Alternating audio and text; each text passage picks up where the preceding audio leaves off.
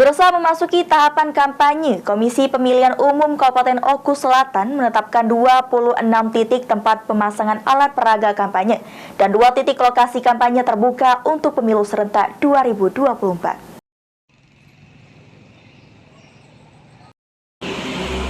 KPU Oku Selatan sudah menetapkan titik kampanye.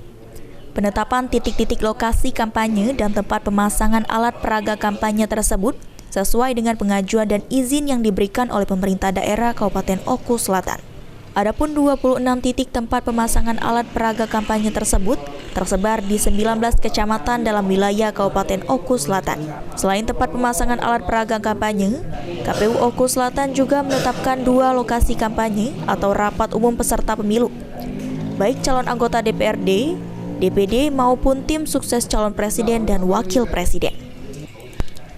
Titik kampanye dan tempat pemasangan APK ini telah disampaikan KPU Oku Selatan kepada seluruh partai politik peserta pemilu 2024 untuk dimanfaatkan sesuai peruntukannya dan sesuai jadwal kampanye, yakni pada tanggal 28 November 2023 hingga tanggal 11 Februari 2024. Berdasarkan pantauan tim liputan PAL TV dan informasi pihak KPU Oku Selatan, untuk tahapan awal ini, masa kampanye dimanfaatkan oleh peserta pemilu dengan cara melakukan pertemuan terbatas dan pemasangan alat peraga kampanye serta kampanye di media sosial.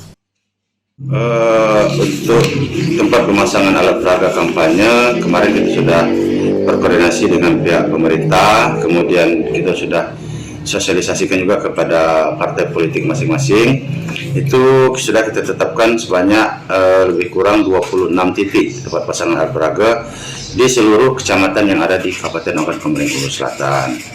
Kemudian untuk rapat umum kita sudah tetapkan ada 2 tempat, 3 tempat yang kita usulkan, tapi 2 tempat yang disetujui oleh pemerintah, yaitu Stadion Olahraga Sepak Bola di Gunung Cahaya, kemudian Stadion Olahraga Lapangan Sepak Bola di Bumi Jaya.